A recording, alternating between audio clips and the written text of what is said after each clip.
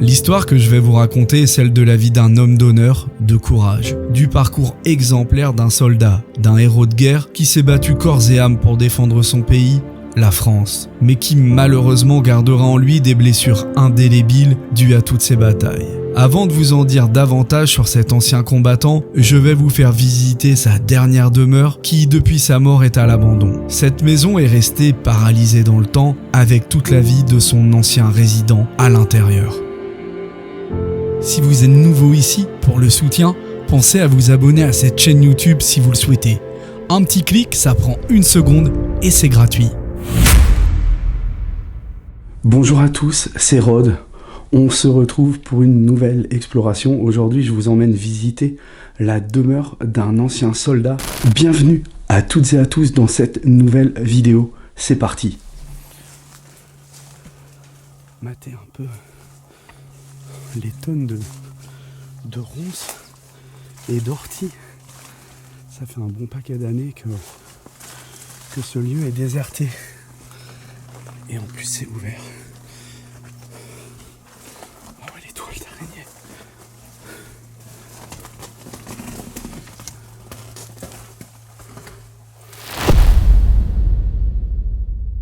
Voilà, on démarre l'exploration dans cette première pièce, par où on est arrivé, et on peut se rendre compte qu'on tombe une fois de plus sur un lieu qui est totalement figé.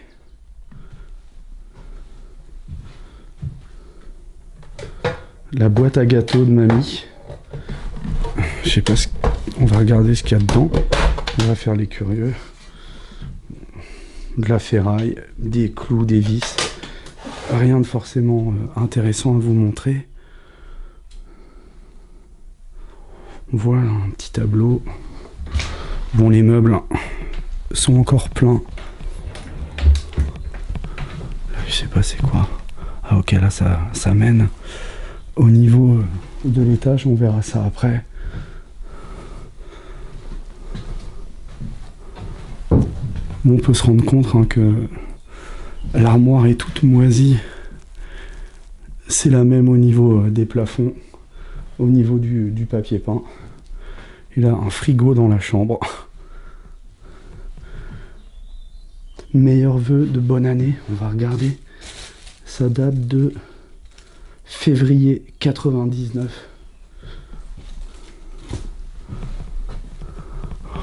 Bon, l'armoire est complète également.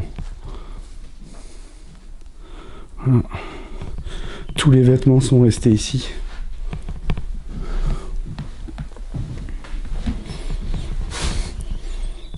Une machine à coudre. Ah ouais, là on a une magnifique horloge. Là on a un petit cadre avec une scène d'époque. Je sais pas ce qu'ils sont en train de faire, ils sont en train de jouer, je pense.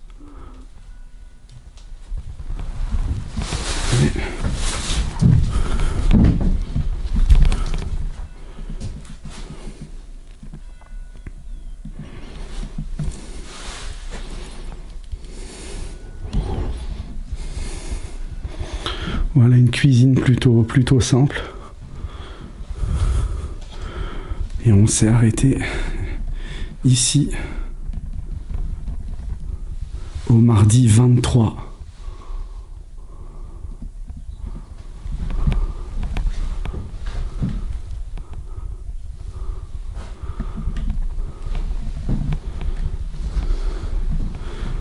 On est vraiment sur une cuisine très sommaire. C'est hyper spartiate.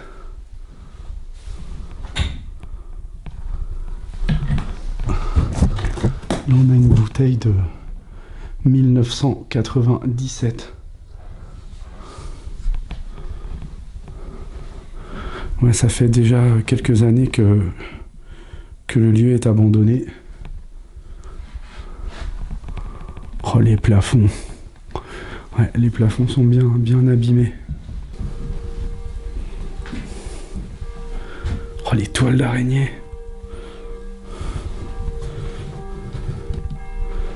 Ça fait longtemps que cette porte n'a pas été ouverte.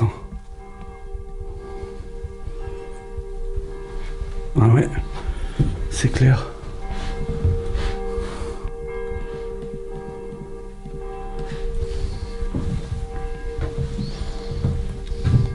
Les cannes encore présentes. Avec ce chapeau là.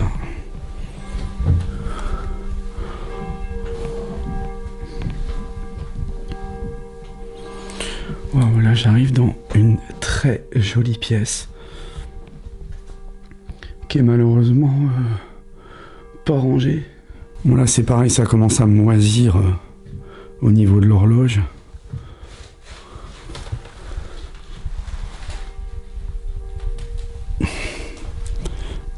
Au cabaret.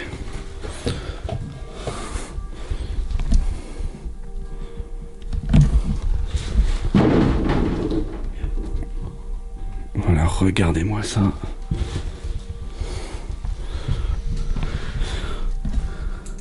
C'est absolument fabuleux de voir comment tout est figé.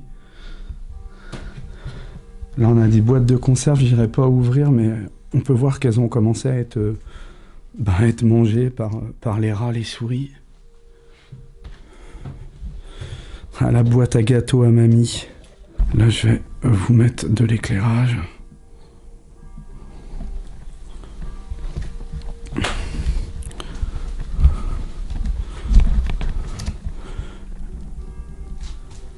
Les fameux obus.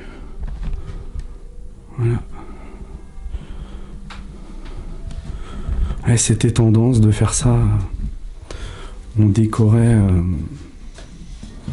on mettait des plantes dedans. Voilà, je vais pas vous filmer parce qu'il y a le nom dessus.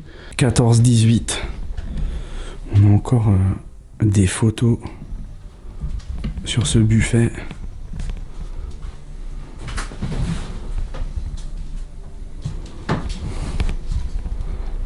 Tout est resté figé depuis le départ de son dernier résident. On a également la lecture. Mémoire de guerre, l'unité, Seconde Guerre mondiale. Charles de Gaulle. Ah oui, ok, d'accord. Le salut, l'unité. Ouais, y a plusieurs volumes en fait. Ah, les amis, regardez l'état des meubles. Ils sont littéralement moisis, quoi. Lampe à pétrole. On a une belle tapisserie à fleurs. Des tableaux mis en vrac au milieu des chaises, là.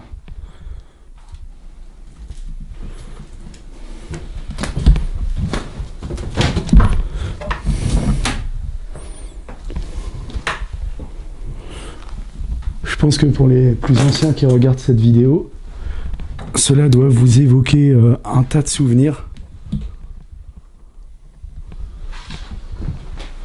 Je sais pas ce qu'il y a là-dedans. Là c'est pareil, on est sur du meuble massif.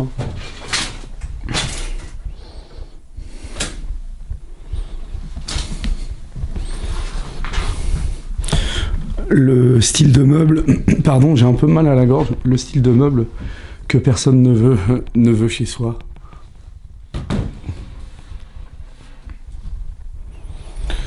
En fait, quand vous achetiez, 1, 2, 3, en fait, quand vous achetiez ce type de meuble à l'époque, c'était pour la vie, en fait. Hein. Le meuble, il faisait carrière, quoi, hein, dans la maison. Et là, vous voyez, les amis, on a une très belle horloge avec un baromètre, thermomètre, voilà, total. Ça, c'est une pièce de musée. Non, j'exagère, mais c'est des pièces de brocante, quoi, qu'on peut retrouver chez les antiquaires. Bon, allez. Une petite balance. Voilà, on a tout un tas de balais. Ici, on n'était pas en manque pour balayer. Et là, ça fait un bon paquet d'années que personne n'a balayé les sols de cette maison.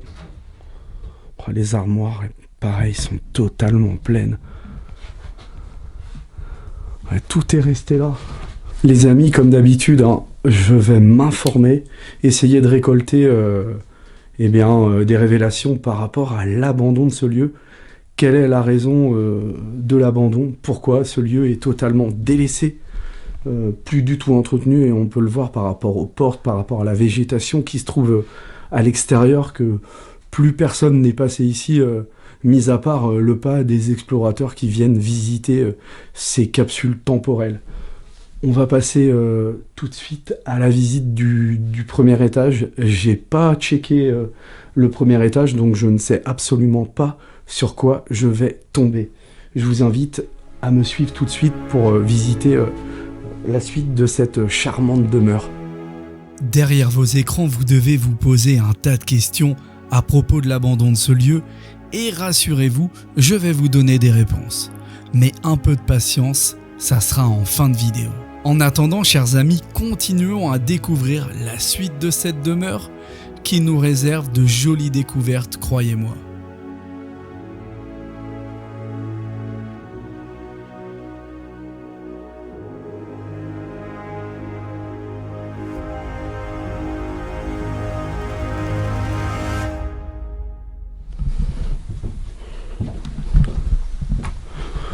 Ah ouais, d'accord.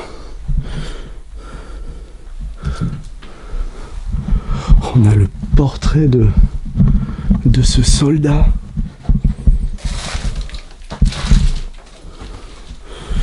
C'est dommage, c'est un peu en boxon, mais ça vaut quand même le détour.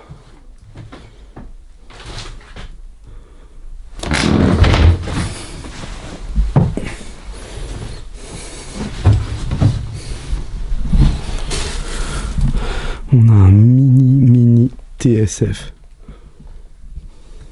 Le portrait de ce soldat. Première guerre mondiale, je pense. Pour les spécialistes de guerre, laissez un petit commentaire. On peut voir, honnêtement, je saurais pas dire ce que c'est. Regardez par rapport au chapeau qu'il porte, le béret, incroyablement figé dans le temps, cette petite maison. Les armoires sont, elles aussi, complètement pleines.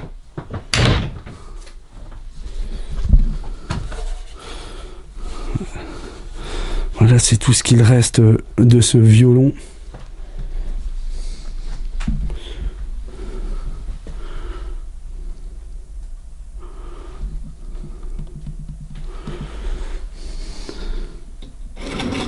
On a des pièces d'époque de francs 1938.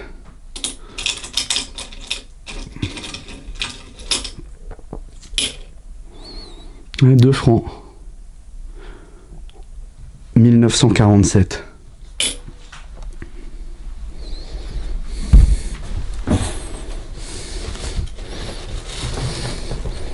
Une malle. Voilà, je vais vous faire un plan d'ensemble de cette première chambre. Je suppose qu'il y en a d'autres.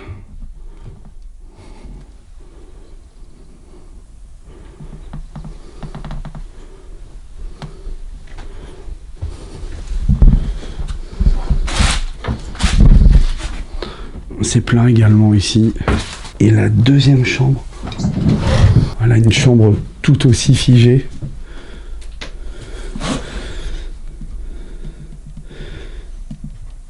Là, il me semble qu'on est sur un type de chaise Napoléon. N'hésitez pas à me reprendre si je me trompe, mais il me semble que c'est ça.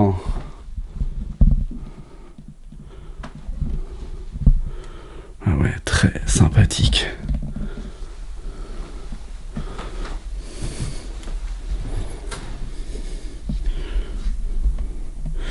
Le fameux Voltaire.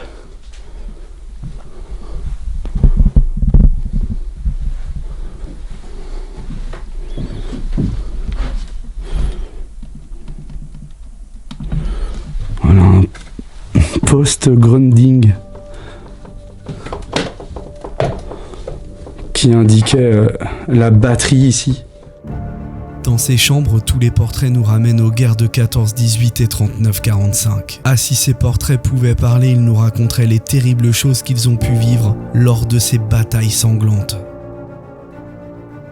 Plus j'avance à la découverte des différentes pièces de cette maison ancienne, et plus je trouve des indices à son sujet. Ensuite viendra un véritable travail d'enquête pour connaître les raisons de cet abandon.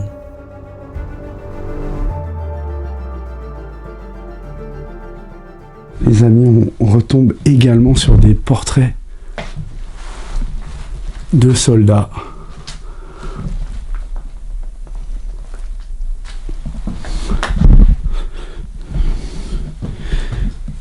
Également un de posé sur ce chevet.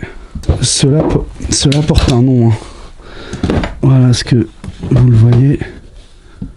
Voilà, c'est une boîte à couture. Et là, on a directement le grenier qui est accolé, qui joint la première chambre.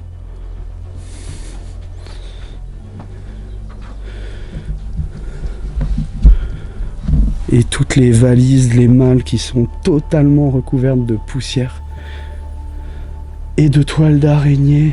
Un coffre avec des couvertures, on va faire gaffe parce qu'il y a un nom dessus, mais il y a peut-être une date.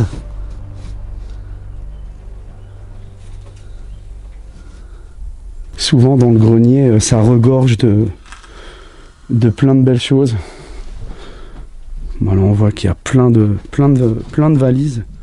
Et on peut voir, ça c'est un vieux tourne-disque. C'est du 78 tours. Les sabots. Ils sont pas tout jeunes ceux-là non plus.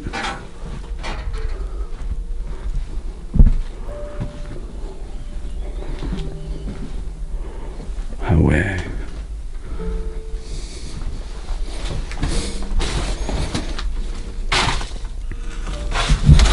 Là on a un tableau. Non, c'est un miroir en fait. C'est un miroir qui est ici. Enfin, j'ai l'impression que c'est un miroir. Ouais, c'est un miroir. Après avoir mené quelques recherches dans la maison, je suis tombé sur de nombreuses lettres de guerre et des documents de famille. Cela m'a permis d'en apprendre davantage sur Fernand et Geneviève, les premiers occupants de cette maison. Ils y auraient vécu toute leur vie avant que leur fils Émile en hérite à leur mort et par la suite décide de s'y installer. Par rapport à mon travail d'investigation, je peux vous donner des réponses plus précises sur l'histoire du lieu. Il s'avère que Fernand aurait combattu durant la Première Guerre mondiale. Il était alors âgé de 21 ans en 1914. Quant à son fils Émile, il aurait lui aussi servi les troupes françaises, notamment lors de la Deuxième Guerre mondiale et la guerre d'Algérie. Concernant Geneviève et la femme d'Émile, je n'ai pas d'infos importantes à leur sujet, et même malgré les lettres trouvées sur place et le témoignage précieux de Alain, un monsieur du cadastre, que je tiens d'ailleurs à remercier pour toutes ces informations. En effet, Alain a connu Émile, il le croisait chaque semaine au village et de temps en temps au bistrot du coin, me dit-il en souriant. Alain m'a confié qu'Émile était un homme d'une grande gentillesse avec le cœur sur la main, toujours prêt à rendre service à tout le monde sans rien demander en retour. Finalement, Alain se confiera à moi et me révélera qu'Émile était une personne assez émotive, voire fragile.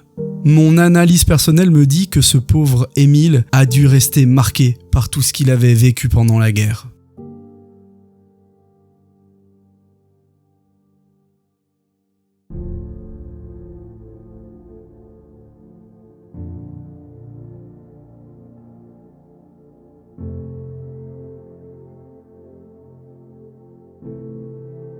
Et les amis, une fois de plus, on vous emmène sur les traces de l'oubli, les traces du passé, dans ces demeures qui sont plus du tout dans l'air du temps, d'une autre époque, d'une époque révolue. Chaque objet a sa place, voilà, chaque chose a sa place et chaque place a sa chose. Voilà, c'est mon grand-père qui disait ça. En tout cas, j'étais ravi de vous présenter ce nouveau lieu. Une fois de plus, rempli d'émotions.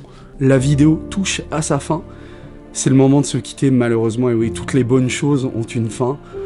En tout cas, je vous invite à mettre un petit like, à commenter, à partager comme d'habitude. Et la petite piqûre de rappel, si vous n'êtes pas abonné à la chaîne, c'est le moment de cliquer, de vous abonner.